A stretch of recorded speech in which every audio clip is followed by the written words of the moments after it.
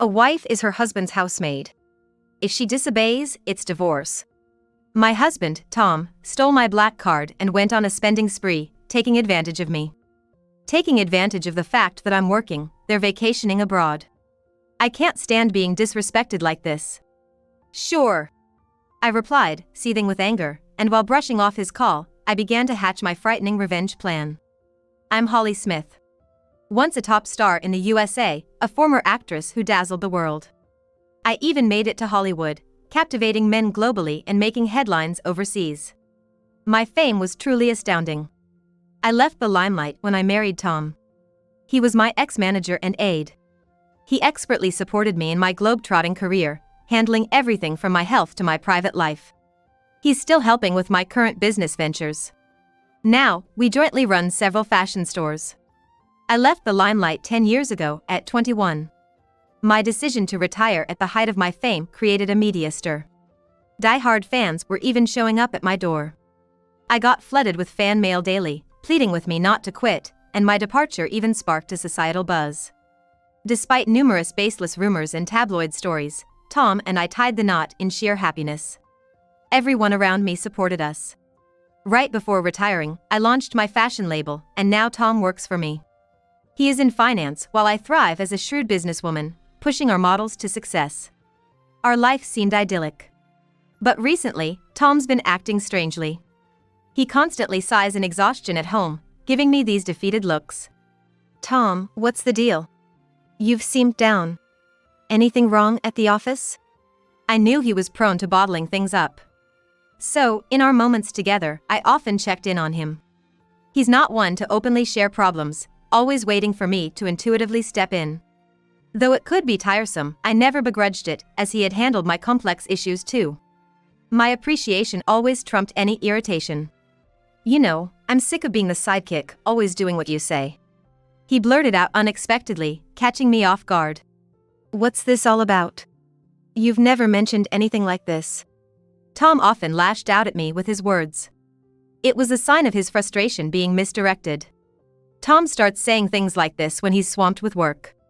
He acts tough at work, so he probably has nowhere else to vent.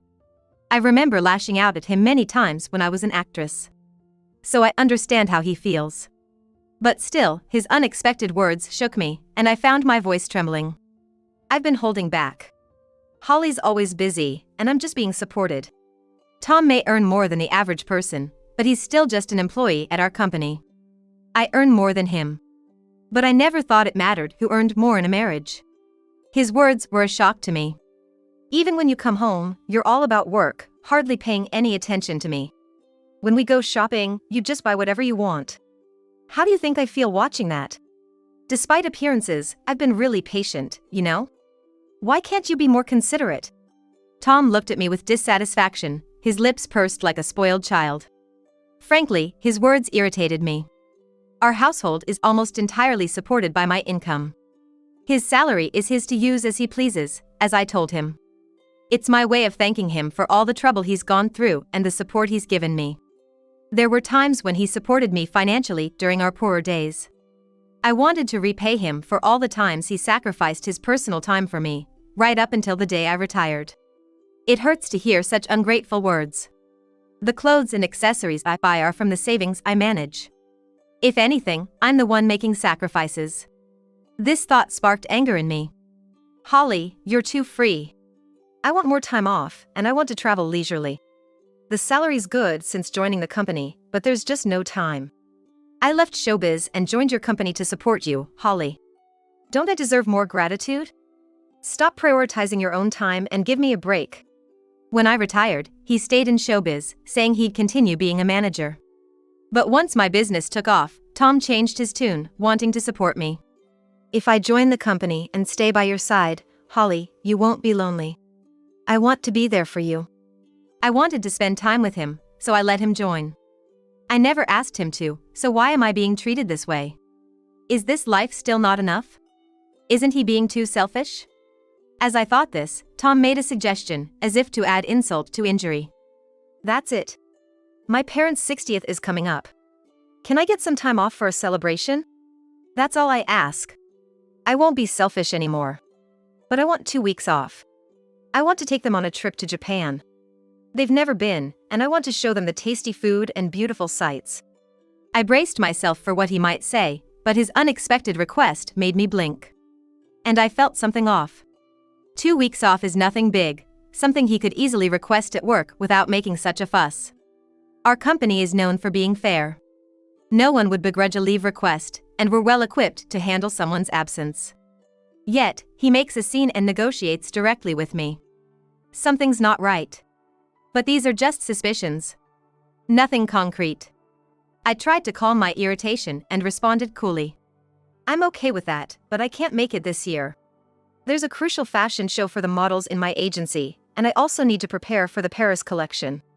My schedule just doesn't align. Can you ask if next year would work? I can adjust my schedule then. As a daughter-in-law, it's expected of me to attend my in-law's 60th birthday celebration. However, our company has 2 big events lined up this year, leaving no room for personal travel. I tried to negotiate a different date, but Tom refused with a smile. It's fine. We'll just have it with my side of the family. I want to spend some quality family time. Being the accountant, my absence for a week won't really disrupt work, right? Tom's words about wanting to spend time just with his family hurt me deeply. His insinuation that I was a nuisance pierced deep into my heart. So, how about it? I deserve some free time too, right? Tom always had a way of speaking without thinking. He's harmless, but sometimes thoughtless. It's one of his flaws, but I chose him as my life partner, knowing no one is perfect. Still, I can't accept how he's speaking to me now. Even if he doesn't mean it, why do I have to be spoken to like this? Doesn't he care about me? Hey, Holly? You listening to me? I owe a lot to Tom's parents. Although I can't often visit due to work, they always treat me like their own child and praise my work. We're so happy to have such a wonderful daughter, his mother had said when I married into the family, and his father celebrated our marriage with joy. It's their 60th celebration. I understand wanting to celebrate it this year. But how can I agree happily after being spoken to like that? It doesn't matter to me. Take 1 week or 2, do as you like. I couldn't hold back my anger and showed it openly. This probably triggered Tom. He stood up, visibly upset, and left the living room without a word. We've been sleeping in separate bedrooms due to work. And from that day until his trip, we didn't see each other at all. Is that really true? Isn't your husband being too harsh? My secretary, noticing my unusual demeanor the day Tom left for his trip, pressed me for details. She's an exceptional talent and has been supporting me since I started managing the company. As women, we often see eye to eye, and sometimes she's even more reliable than my husband. She's quick-witted yet caring, always there to support me when I'm down or about to make a mistake. I cherish her like family. She admires me like a real sister, and I often confide in her. Her honest and mature advice, beyond her years, is always valuable. And this time too, she noticed something was off about me and kindly showed concern. I hesitated at first about opening up, but realized keeping it in could affect my work. I decided to tell her everything that happened up to today. She furrowed her brow in anger. If I were you, I'd have given him a piece of my mind. You've been too soft on your husband, boss. I get that you love him, but you can't let him walk all over you. Her blunt advice, making me wonder who's older, hit me hard. In an environment where everyone tends to hold back from telling me things, she's the only one who treats me as an equal. This freshness and comfort are something I really value. Being in a higher position often means more humility and restraint. And someone who can confront me head-on like her is truly precious. You're right. What should I do? You can call him, right? Why not talk after work today? Don't worry about spoiling his trip. If things keep going like this, you might be headed for divorce. She pressed the point like an older sister, leaving me with no response but to agree. As she suggested, I decided to call him right after work. He's in Japan. There is about a 15-hour time difference from the US. For instance, if it's 5 p.m. here, it's 8 a.m. there. It's about the time they would finish their breakfast. I had sent him an email in advance to let him know I needed to talk, so he should be expecting my call. I called, thinking he'd surely answer, but there was no sign of him picking up. Maybe he's still enjoying himself with everyone. I'll try calling again later. I tried calling every 30 minutes, but still no answer. Worried, I contacted my mother-in-law to check on him. "Hello, Holly, you must be tired. I'm sorry we went on this trip without you. We told Tom we'd prefer you to be with us, but he insisted." I knew from Tom that his mother used to be a strict educator. But now she's much softer and always shows concern for my busy life. "Never mind. We're so busy at the company this year, I couldn't make time. I'll definitely make it up to you next year, okay? Oh, don't worry about it. Just having this wonderful trip as a gift from you is more than enough for us." Her kind words, like smiling, struck me as odd. "Wait, a gift?" I asked, puzzled by the unfamiliar term. She seemed surprised by my question. While expressing surprise, they explained the situation to me. "Oh, isn't it? Tom told us this trip was fully paid for by you since you couldn't join." "What?" I couldn't help but shout in surprise over the phone. My mother-in-law realized I didn't know anything from my reaction. She hurriedly connected her words. "Isn't this the trip Holly arranged? Tom paid for everything with Holly's card, so I thought it was from you." The trip included Tom's parents and his sister's family, 5 people in total. The flight alone costs about $1,000 per person minimum. Including other expenses, it easily exceeded $10,000. It's outrageous to use such a large amount without consulting me. Especially since I usually cover living expenses. Tom doesn't gamble or smoke, so his salary should be intact. He definitely earns enough to afford such expenses. Yet, he didn't. With him not answering my calls, my anger started boiling. My mother-in-law, noticing my state, spoke with concern. "Holly, are you okay? We'll pay back every penny." Tom insisted on covering everything, which seemed odd. "My husband and I decided to pay you back later. We miss you and plan to visit you." This trip might be based on a terrible plan. Thinking so, my mother-in-law continued to comfort me. "You're not at fault. It's also your 60th celebration, so please use that money for your enjoyment. I'll definitely get Tom to pay for it. But could you tell me more about the trip's planning?" I was wondering what Tom was up to. I realized this trip must have been carefully planned months ago.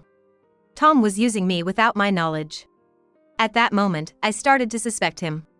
Then, my mother-in-law shared a shocking truth. The trip was actually proposed by Tom's sister and her husband.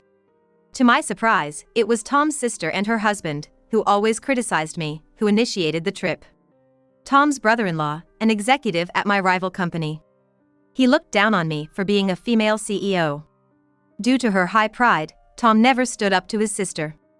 The sight of such a Tom perking up to someone other than herself. In other words, mean must have caught my sister-in-law's eye. Even though she's always led Tom by the nose, I couldn't stand the fact that she's offended by just a slightly nice look from Tom. With their strong sense of rivalry, my sister-in-law and her husband disliked me, and I tried my best to avoid dealing with those two as much as possible. The couple, always competitive and disliking me, planned this trip. Possibly persuading Tom to pick a fight. And exclude me. They waited for the right moment to bring Tom along as a cash cow. "I'm so sorry, I didn't know anything. Tom told me you were busy and asked us not to contact you directly. If my unaware in-laws and I were to communicate, it would reveal the plan. It would be potentially causing a rift in our marriage. To prevent this, Tom had to restrict his parents' actions in advance. For my in-laws, who didn't understand how busy I was, Tom's advice was absolute. They decided to follow his words and express their gratitude when they returned. "Holly, did you give Tom a card or something? He was paying with a black card I've never seen before." "What?" My father-in-law must have been listening in, given his hasty tone.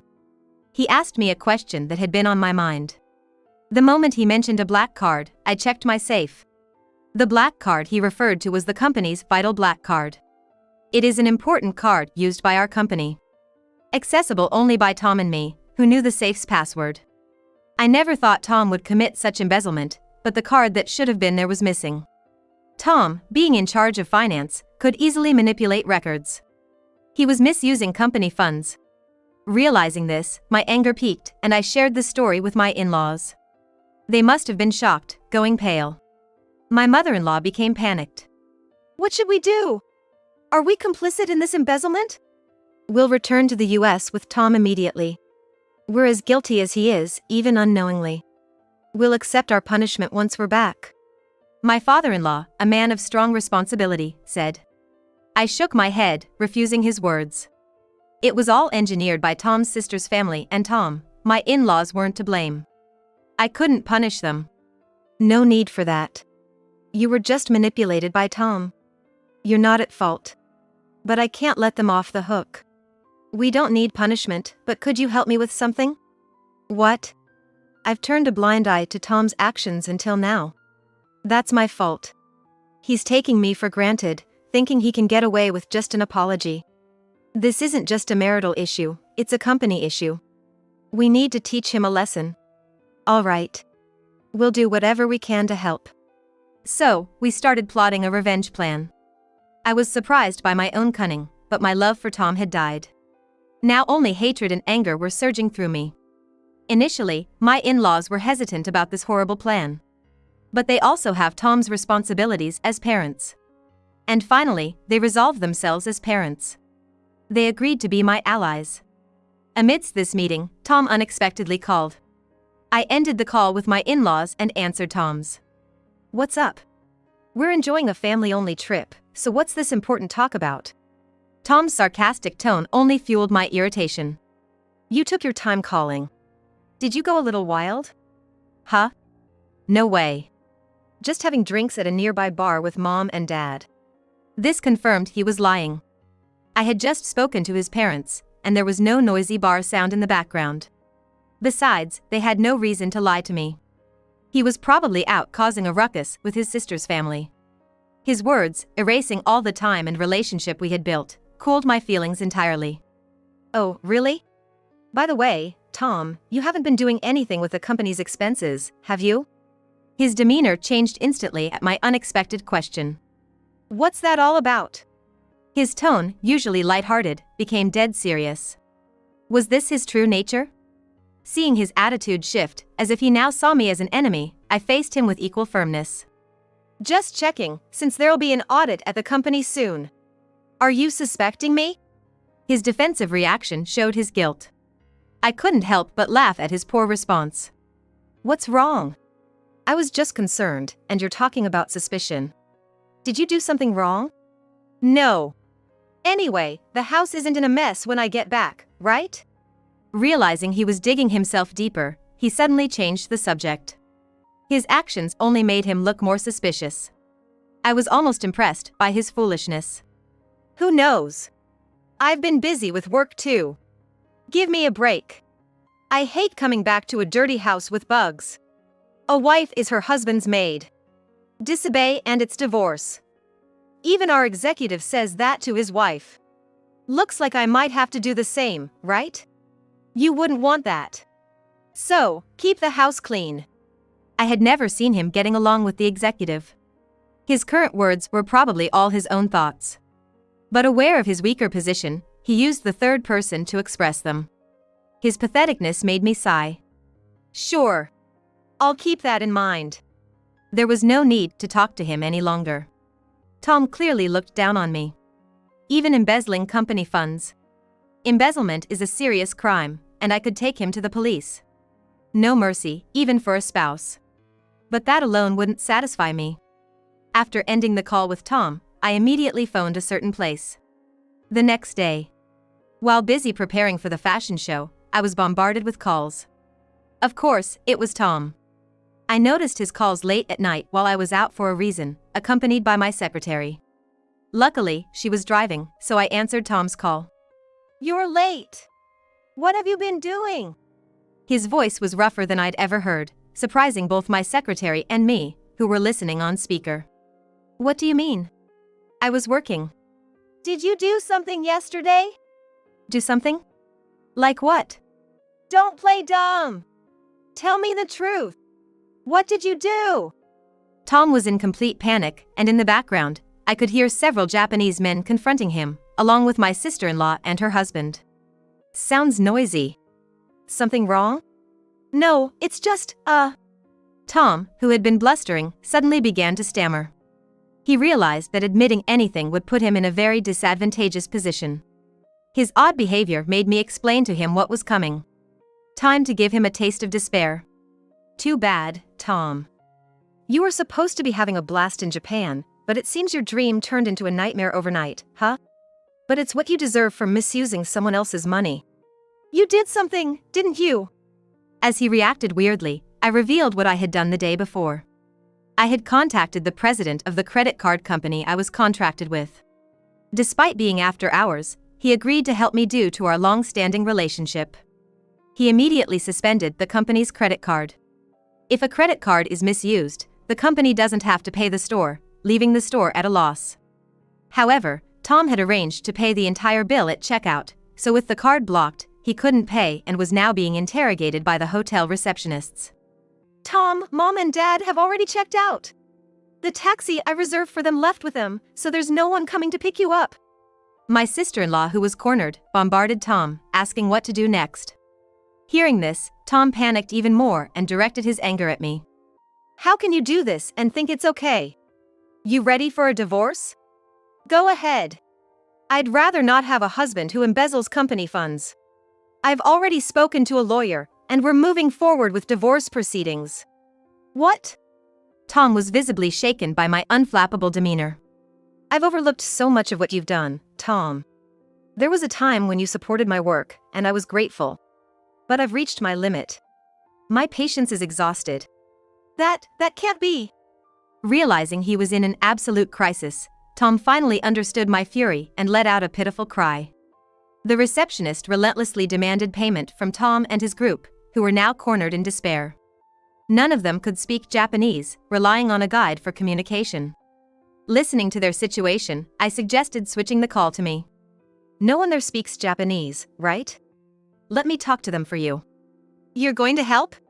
Gladly. Tom must have thought I had a change of heart, realizing his mistake. Without hesitation, he handed his phone to them.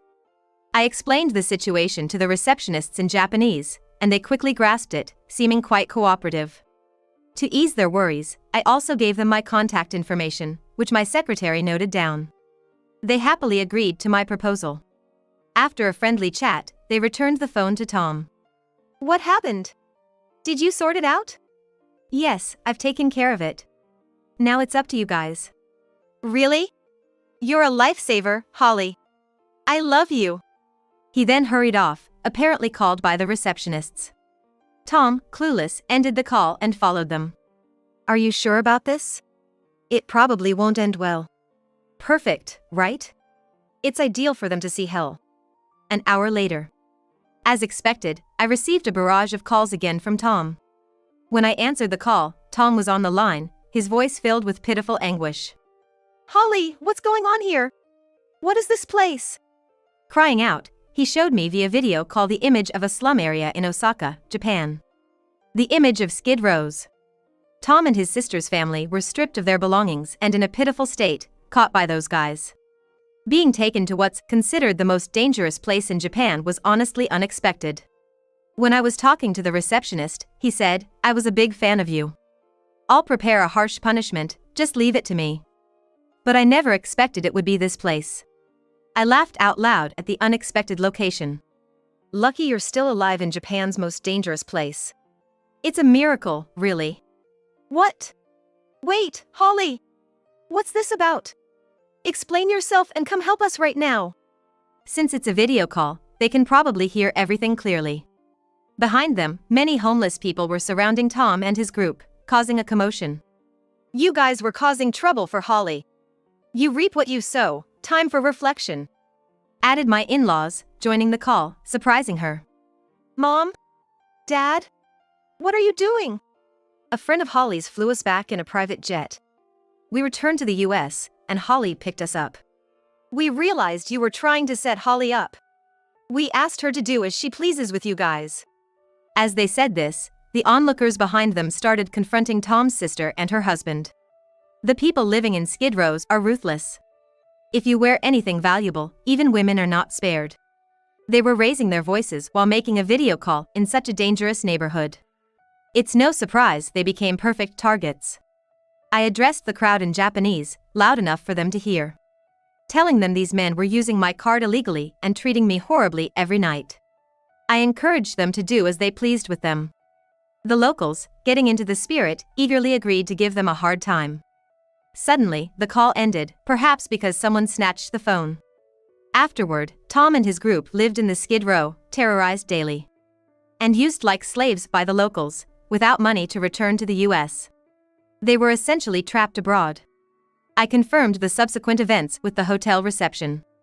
Apparently, an acquaintance of the receptionist is a boss in the Skid Row, and he agreed to take care of Tom and his group in exchange for me treating him to some good liquor next time, assuring me not to worry. The deal was made under the condition that they would be protected from life-threatening situations. In return, I agreed to sing at that hotel for the first time in a long while. In exchange, I later agreed to sing at that hotel, something I hadn't done in a long time. Your live performance video was the only one you ever released when you were active. It's still my treasure. As thanks, come stay at our hotel and sing for us. I'll tell the manager to give you VIP treatment. Following this, I successfully got my revenge on Tom and his group. With the help of the men from the hotel, I also managed to divorce Tom. I felt refreshed and have been enjoying life with my in-laws. Tom's sister and her husband were fired for unexcused absences from work. Their phones were taken by the locals, leaving them without a way to contact anyone. My in-laws explained the situation well, so it didn't become a police matter, and no one seemed to care about them. Thus, my ties with Tom were completely severed. Since then, I've been focusing on work and living a happy life. Occasionally, I call the receptionist to check on Tom and his group. They're still living in hellish conditions, but I don't feel sorry for them. I asked to spare their lives, and I'm enjoying my life to the fullest.